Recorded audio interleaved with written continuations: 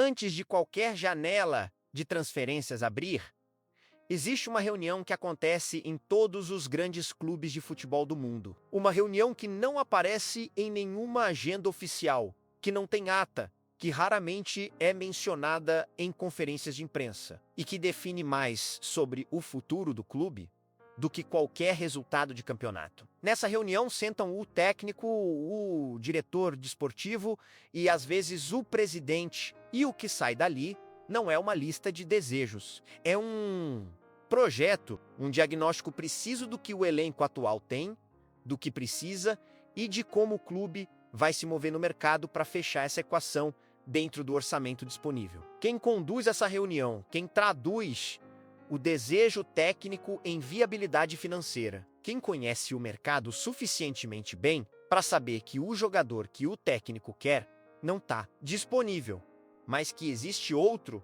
com perfil similar que pode ser contratado por metade do preço, é o diretor desportivo. E você, provavelmente, nunca ouviu falar dele com a profundidade que ele merece. Porque o futebol tem uma obsessão com o visível, com o jogador que marca o gol, com o técnico que faz a substituição certa, com o presidente que anuncia a grande contratação. Mas por trás de cada uma dessas histórias, existe um profissional que trabalhou meses para que aquele momento fosse possível, que fez ligações às 10 da noite para garantir que o contrato fosse fechado antes do prazo, que convenceu o presidente a aprovar um valor que parecia alto demais e que 2 anos depois todo mundo reconhece como um dos melhores negócios da história recente do clube. Esse profissional existe em todos os clubes sérios do mundo. No Brasil, a função ainda é pouco compreendida e frequentemente subutilizada. Na Europa, é tratada como a espinha dorsal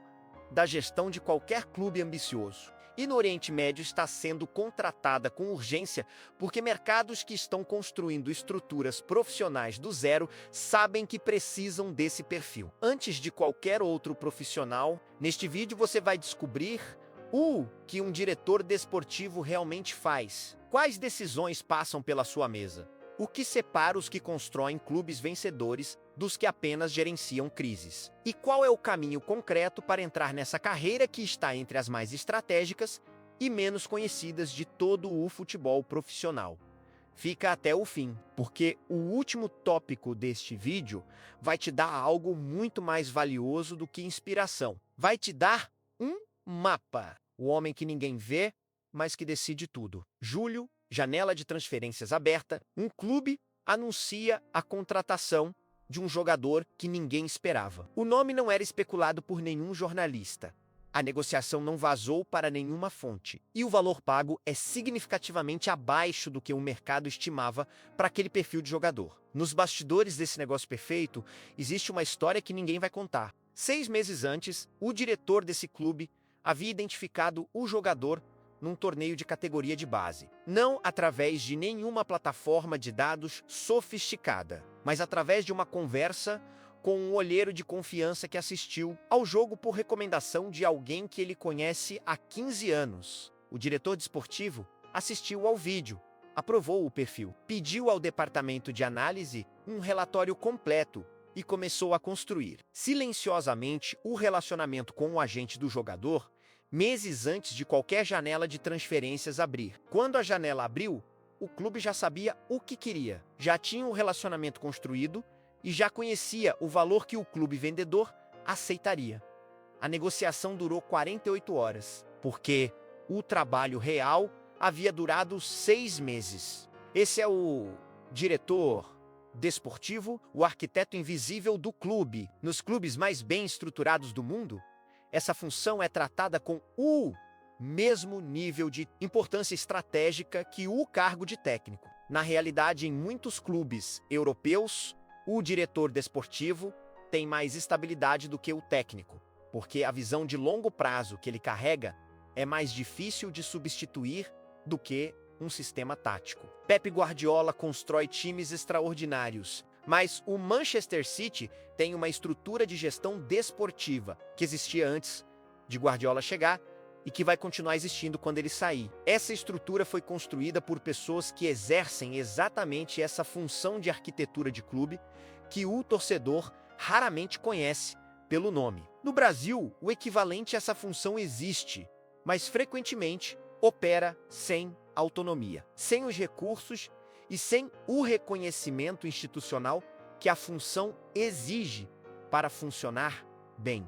E é exatamente essa lacuna entre o que a função é nos melhores clubes do mundo e o que ela é no futebol brasileiro, que cria oportunidade para profissionais que querem construir carreiras nessa área. O que um diretor desportivo realmente faz no dia a dia. A primeira coisa que quase todo mundo erra sobre a função de diretor desportivo é acreditar que ela é essencialmente sobre negociar contratos. Essa função é apenas a mais visível. É onde a função aparece para o mundo, mas é talvez 20% do que a função realmente exige. Os outros 80% acontecem muito antes e muito depois de qualquer negociação. A primeira grande responsabilidade é o planejamento de elenco. Não no sentido de fazer uma lista de jogadores que seria interessante contratar, mas no sentido de construir uma análise estruturada do elenco atual que identifique lacunas táticas, desequilíbrios de idade, contratos que vencem nos próximos meses e posições onde a qualidade do substituto não garante competitividade em caso de lesão do titular. Esse mapeamento é feito continuamente, não apenas antes das janelas, e é o que permite que o clube haja com velocidade e precisão quando uma oportunidade de mercado aparece. A segunda responsabilidade é a gestão de relacionamentos.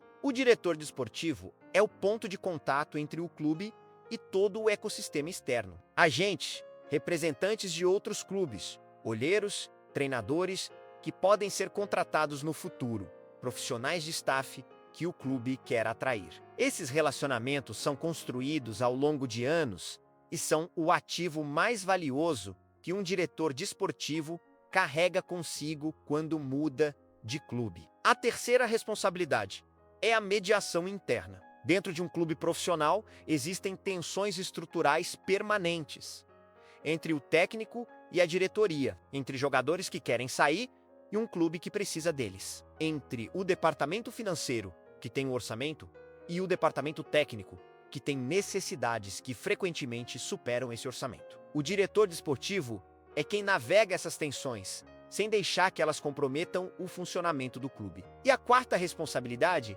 é a visão de longo prazo. Num ambiente onde técnicos mudam frequentemente e onde a pressão por resultado imediato é constante, o diretor desportivo é frequentemente o único profissional no clube cujo horizonte de planejamento vai além da próxima temporada. Ele precisa tomar decisões que podem não fazer sentido para o torcedor agora, mas que vão fazer sentido para o clube daqui a 3 anos. E precisa ter a confiança da diretoria para executar esse plano, mesmo quando os resultados de curto prazo criam pressão para mudanças imediatas. A diferença entre um diretor desportivo e um técnico, essa é talvez a tensão mais mal compreendida de todo o futebol profissional. E quando não é bem gerenciada, destrói clubes que tinham todos os outros recursos para ser bem-sucedidos. A divisão de responsabilidades parece simples na teoria. O técnico decide o que acontece dentro de campo. O diretor desportivo decide o que acontece fora de campo. Mas na prática, as fronteiras são muito menos claras e muito mais negociadas do que qualquer organograma consegue capturar. O técnico quer um jogador específico. O diretor desportivo avalia se esse jogador é o melhor uso do orçamento disponível e se existem alternativas que atendem às necessidades táticas a um custo menor. O técnico quer dispensar um jogador que está abaixo do rendimento esperado. O diretor desportivo pondera o custo financeiro da rescisão, o impacto no vestiário e se existe um momento melhor para fazer esse movimento. O técnico quer estabilidade no plantel. O diretor desportivo recebe uma proposta de um clube europeu por um dos jogadores mais importantes do elenco que o clube não pode recusar financeiramente. Cada uma dessas situações exige negociação entre os dois profissionais. E nos clubes onde essa negociação funciona bem, onde existe respeito mútuo e clareza sobre onde termina a autoridade de cada um, o resultado é uma máquina de gestão extraordinariamente eficiente. Nos clubes onde essa negociação não funciona, onde o técnico sente que o diretor desportivo está interferindo em decisões que são suas ou vice-versa, o conflito consome energia, cria divisão no vestiário e frequentemente termina com a saída de um dos dois. Os melhores diretores desportivos do mundo têm em comum a capacidade de construir relações de confiança genuína com técnicos de perfis muito diferentes. Sabem quando ceder, sabem quando insistir e sabem como comunicar decisões difíceis de uma forma que preserva o relacionamento, mesmo quando a decisão não é a que o técnico estava esperando. Como um diretor desportivo constrói um elenco vencedor. A maioria das pessoas acredita que construir um elenco vencedor é uma questão de ter dinheiro suficiente para comprar os melhores jogadores disponíveis. A história do futebol demonstra repetidamente que essa crença é uma simplificação perigosa. Clubes com orçamentos imensos montam elencos cheios de estrelas que não funcionam como coletivo. Clubes com orçamentos mais enxutos apostam em jogadores que se encaixam perfeitamente entre si, formando equipes que funcionam como algo muito maior do que apenas a soma dos talentos individuais. A diferença raramente está no dinheiro, está na qualidade do planejamento. O planejamento de elenco começa com uma pergunta que parece simples, mas que exige uma análise profunda para ser respondida com honestidade. Que time queremos ser? Não na próxima janela, mas nas próximas 3 temporadas. Que estilo de jogo queremos desenvolver? Que perfil de jogador esse estilo exige em cada posição? Que idade média queremos ter no elenco? Qual é o equilíbrio certo entre experiência e juventude para o projeto que estamos construindo? Essas respostas definem um filtro, e esse filtro é o que transforma o mercado de centenas de possibilidades em um conjunto gerenciável de candidatos que realmente fazem sentido para aquele clube específico naquele determinado momento. O segundo passo é a análise de valor. No mercado do futebol, o preço de um jogador raramente reflete o seu valor para um clube específico. Um jogador que vale muito para um clube que joga num determinado sistema pode valer pouco para um clube com um sistema diferente. Um jogador que está subvalorizado pelo mercado porque atua numa liga de menor visibilidade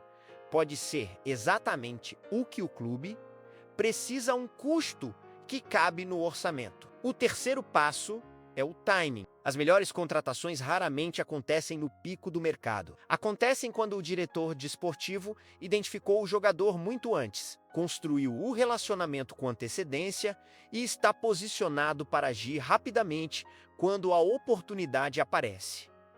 E o quarto passo é a coragem de resistir à pressão. Quando um clube está em má fase, a pressão por contratações imediatas e visíveis é enorme. O torcedor quer ver o clube agir. A imprensa especula sobre nomes grandes. E o diretor desportivo precisa ter a maturidade para resistir a contratações que satisfaçam a pressão de curto prazo, mas que comprometem o planejamento de longo prazo. O que separa os diretores desportivos que constroem dos que destroem. Essa função tem um dos índices de fracasso mais altos do futebol profissional. Não porque seja tecnicamente impossível de exercer bem, mas porque exige uma combinação específica de habilidades que raramente existe em uma única pessoa. O primeiro diferencial é a inteligência emocional. Um diretor desportivo toma decisões que afetam a carreira e a vida de pessoas. Dispensar um jogador, não renovar um contrato, comunicar a um atleta que ele não está nos planos da próxima temporada. Cada uma dessas situações exige uma capacidade de comunicar verdades, difíceis de uma forma que preserve a dignidade de quem recebe a notícia e que mantenha o relacionamento profissional mesmo depois de uma decisão dolorosa. O segundo diferencial é a capacidade de separar emoção de análise. O futebol vive em constante estado de pressão. Derrotas, cobrança da torcida, crises internas, tensão no vestiário. Nesse ambiente, é fácil agir no impulso, mas um diretor desportivo que toma decisões estratégicas no calor do momento quase sempre escolhe pior do que escolheria com calma. Distância e visão de longo prazo. O terceiro diferencial é a rede de relacionamentos construída ao longo de anos. Um diretor desportivo sem relacionamentos sólidos no mercado é essencialmente um gestor administrativo. Os relacionamentos são o que permite identificar oportunidades antes do mercado, negociar em condições melhores e construir a confiança, que é o ativo mais valioso de qualquer transação no futebol profissional. O quarto diferencial é a capacidade de admitir erros e corrigir rapidamente. Toda estratégia de elenco tem erros, contratações que não funcionam, avaliações que se provam erradas. O que separa os diretores desportivos que constroem dos que destroem é a velocidade com que reconhecem os erros e a capacidade de corrigi-los, sem deixar que o ego da decisão original adie o necessário. E o quinto diferencial é a visibilidade interna. O diretor esportivo que ninguém conhece dentro do clube, que não tem a confiança da comissão técnica e que não é respeitado pelos jogadores como referência de gestão, não consegue exercer a função com eficácia, independentemente de quanto conhecimento técnico tenha. Quanto ganha um diretor desportivo e onde estão as oportunidades? A remuneração de um diretor desportivo varia de forma extraordinária, dependendo do nível do clube, do país e do momento da carreira do profissional. No nível de entrada, trabalhando em clubes de divisões inferiores ou em funções de assistente em departamentos desportivos de clubes maiores, a remuneração pode variar entre R$ 3.000 e R$ 8.000 mensais no mercado brasileiro. É um nível que parece modesto, mas que é o ponto de entrada para uma carreira que, se bem desenvolvida, pode multiplicar esses valores de forma significativa nos anos seguintes. No nível intermediário, comandando departamentos desportivos de clubes profissionais de segunda ou terceira divisão ou atuando como braço direito em clubes maiores, a remuneração costuma variar entre R$ 15 e R$ 40.000 por mês. É nesse estágio que o profissional passa a ter peso real nas decisões de elenco e começa a construir o histórico que pode abrir caminho para voos ainda maiores. No nível sênior, em clubes de primeira divisão ou em mercados internacionais, os valores entram numa dimensão completamente diferente. Diretores desportivos de clubes da Série A brasileira podem ganhar entre R$ 80.000 e R$ 200.000 mensais. Em mercados europeus, os valores são significativamente maiores.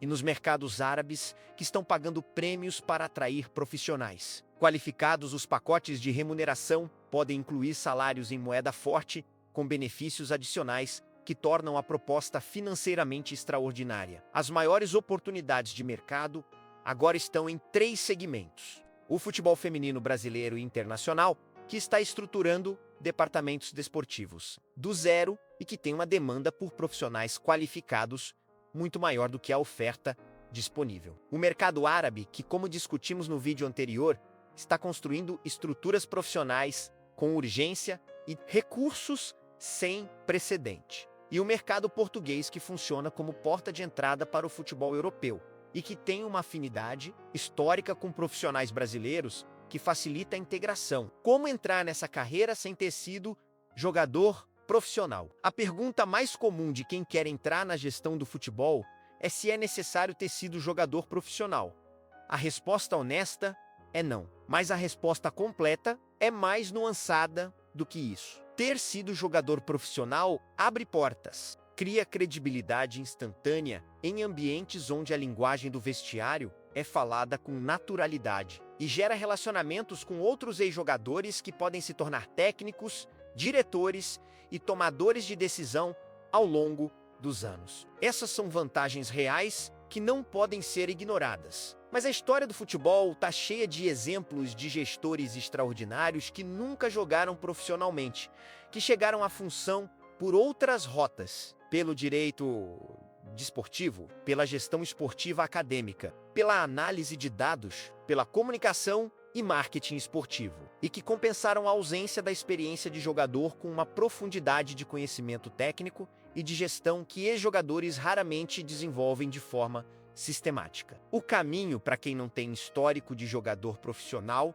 começa pela formação. Cursos de gestão esportiva com foco em futebol, certificações UEFA de gestão de clubes que são reconhecidas internacionalmente. Especializações em direito desportivo que abrem a porta de entrada via negociação de contratos. O segundo passo é experiência em funções adjacentes, análise de desempenho, scouting, gestão administrativa de clubes. Cada uma dessas funções fornece uma perspectiva diferente do funcionamento de um clube e contribui para a visão integrada que a função de diretor desportivo exige. O terceiro passo é a construção intencional de relacionamentos dentro do futebol, não de forma oportunista, mas de forma genuína e de longo prazo. Os relacionamentos que definem carreiras na gestão do futebol raramente são construídos em eventos de networking. São construídos ao longo de anos de trabalho consistente, onde a sua competência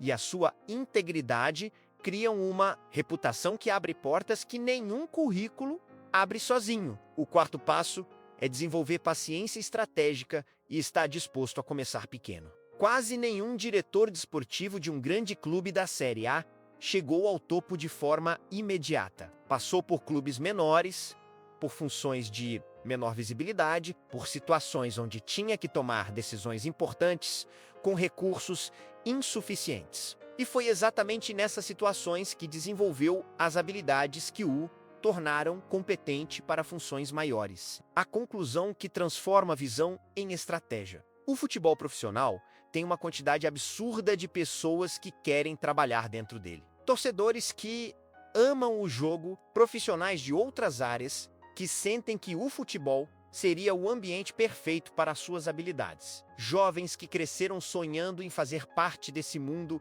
de uma forma que vai além de torcer. E a maioria dessas pessoas nunca chega lá.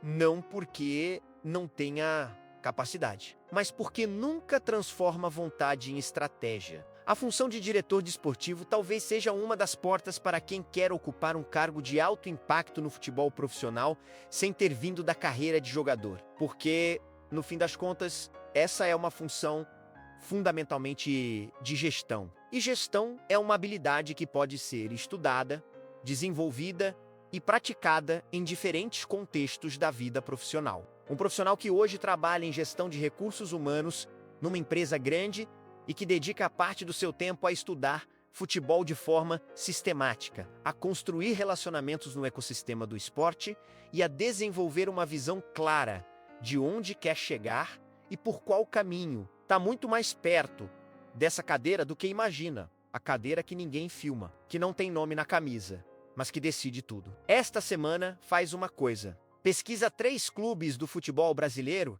que têm um departamento desportivo estruturado. Descobre quem ocupa essa função. Estuda o percurso profissional dessas pessoas e identifica qual foi o primeiro passo que cada uma delas deu para chegar onde chegou. Esse mapeamento é o começo da sua estratégia. Estratégia é o que transforma a visão em realidade. Deixa nos comentários qual aspecto da função de diretor desportivo mais te surpreendeu neste vídeo, porque é justamente essa conversa que pode definir o próximo episódio. Nos vemos no próximo vídeo.